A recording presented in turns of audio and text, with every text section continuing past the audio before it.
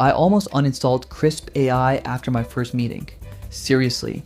I turned it on, joined a noisy Zoom call and thought, that's it? Then someone on the call asked if I'd moved to a quieter room. I hadn't. That's when I realized I'd been paying attention to the wrong thing. So I stopped running fake tests and used Krisp AI during a normal workday. Zoom meetings, Google Meet, Teams calls.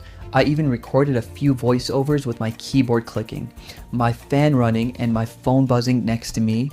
I wanted to see if it actually made a difference when real work got messy.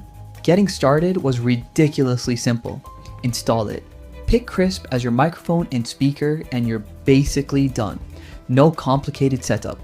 Within a few minutes, I forgot it was even running, which turned out to be the biggest compliment I could give it. Then I tried something that most reviews skip. I intentionally created background noise. I typed loudly, played music in another room, turned my desk fan to full speed. Krisp cleaned up most of it surprisingly well. Not perfectly though.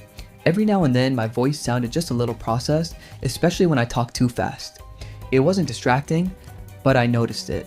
Here's a secret nobody really mentions. The biggest benefit isn't noise cancellation, it's confidence. I stopped worrying about what people were hearing on the other end. That mental load just disappeared. If you're in meetings all day, that's worth more than any AI feature list. I also liked the meeting summaries more than I expected. They weren't perfect, but they gave me enough context that I didn't have to scribble notes every 5 minutes. For client calls and team meetings, that became surprisingly useful. Now let's talk about the price.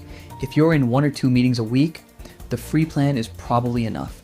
But if you're a freelancer talking to clients, a remote employee, a recruiter, or someone who practically lives inside Zoom, the paid plan starts making a lot more sense because it saves time every single day.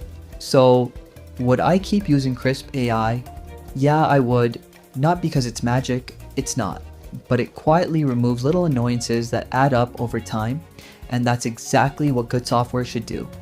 And if this review saved you some time, hit like, subscribe for more honest AI tool reviews, and thanks for watching. Catch you in the next one.